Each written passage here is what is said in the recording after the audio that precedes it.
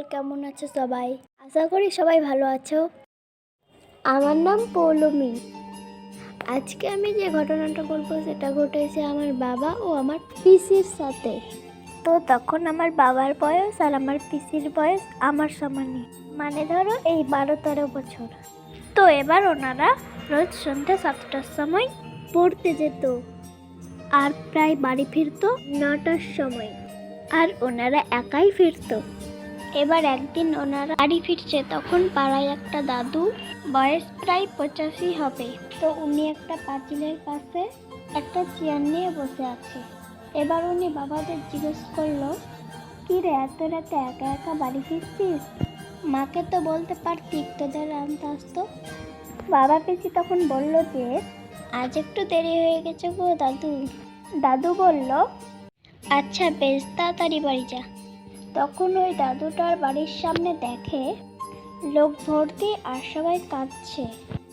তারপরে বাবারা বাড়ির কাছে আসে। তখন আমার বাবারা জিজ্ঞেস করলো যে কি হয়েছে। তখন ওখানে থাকা একজন বলল, দাদু 30 মিনিট আগে মারা গেছে। তখন আমার বাবারা পুরো চমকে গেছে যে আরে এই মাত্র দাদুর সঙ্গে কথা বললাম, আর কি করে 30 মিনিট আগে দাদু মারা যেতে পারে? আমারও তো মনে হচ্ছে এটা সত্যি, কারণ এরকম হতেও পারে। তো ঘটনাটা এটাই ছিল যে তোমাদের কি মনে হচ্ছে, এটা সত্যি কি মিথ্যা? এটা কমেন্ট করেছে আমার একটা কিউট বাটারফ্লাই। ঘটনাটা কেমন লাগলো কমেন্ট করে জানাবে সময়। So bye, I love you. Hi all কেমন আছো সবাই? আশা করি সবাই ভালো আছো। আজকে একটা ভিডিও নিয়ে এসেছি, সেটা আলাদা টপিকের।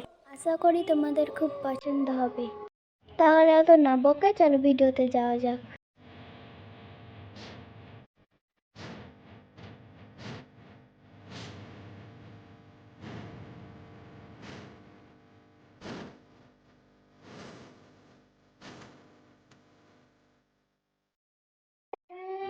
আমার নাম অলিভিয়া, আমার বাড়ি বাংলাদেশ। তো আজকে আমি যে ঘটনাটা বলবো এটা কালকে আমার সঙ্গে হয়েছে।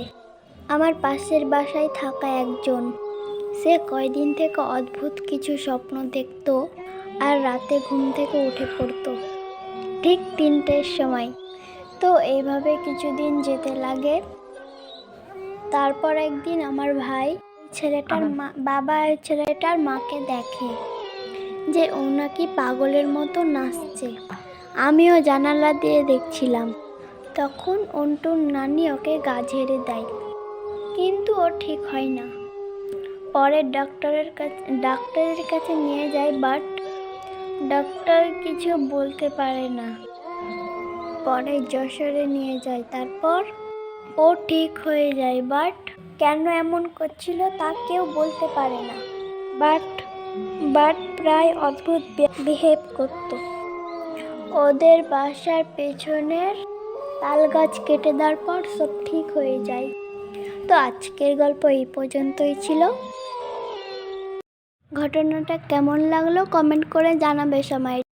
এটা কমেন্ট করেছে আমার একটা কিউট বাটারফ্লাই।